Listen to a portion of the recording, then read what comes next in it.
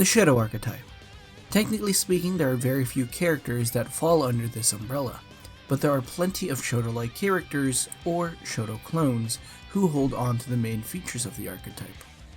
Whatever you want to call it, it is without a doubt one of the most recognizable archetypes in the history of fighting games, with one of the faces of the genre, Ryu, being a Shoto themselves. Today, we'll be doing an analysis on the features that make up a Shoto character.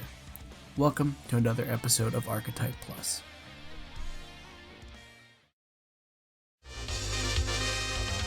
On August 30th of 1987, the very first Street Fighter was released. There were only two playable characters, Ryu and Ken, and they shared the same moveset. And while it was a different game than what the series has evolved into, in it was the framework and features for the Shoto archetype. But what are those features?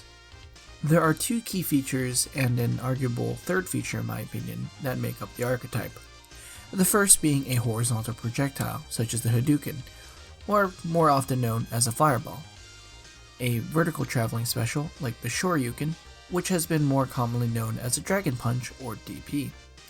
Finally, in my opinion, it's arguable to say that a horizontal moving special like the Tatsumaki or Tatsu is also a feature of Shoto characters. A trait of most Shoto characters is that they trend towards being able to do everything well, from rushdown to keep away, while, in some cases, characters excel in one direction more than others. Some examples of Shotos would be Kai from the Guilty Gear series, Haohamaru from Samurai Showdown, and Gran from Grand Blue Fantasy Versus. Let's move toward the archetype's functionality and purpose. Shotos are often very simple characters who aim to be jack of all trades, able to be picked up by anyone fairly easily, especially those who have played other fighting games before. With their do-it-all kits, they also tend to be characters intended for beginners to pick up, allowing them to test the waters better without being as restricted as they would be if they chose a different character.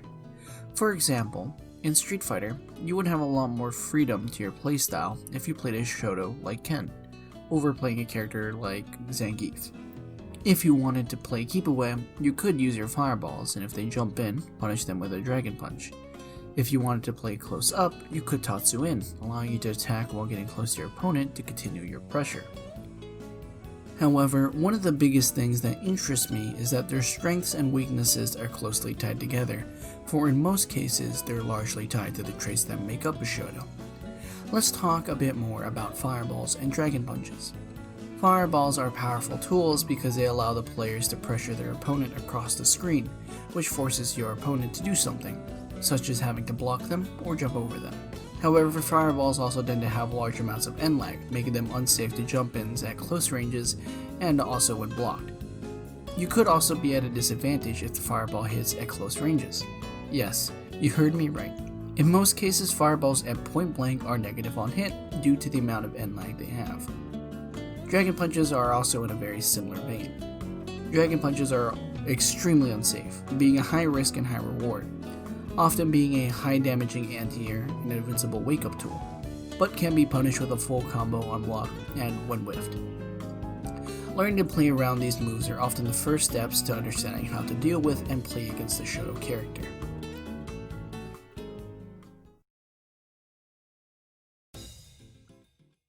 If you're interested in watching some professional players play out the Shoto archetype, I suggest taking a look at Daigo's Kage.